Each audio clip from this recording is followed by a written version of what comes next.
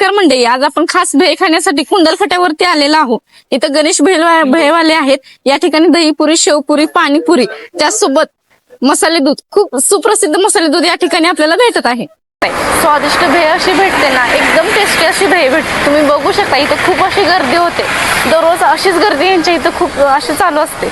खाल तर पुन्हा पुन्हा इथेच याल. ह्यांचा पत्ता आहे कराड तासगाव रोड, कुंडलफटा, तळबीडकर वडेवाल्यांच्या शेजारी. गणेश स्पेशल भेळ.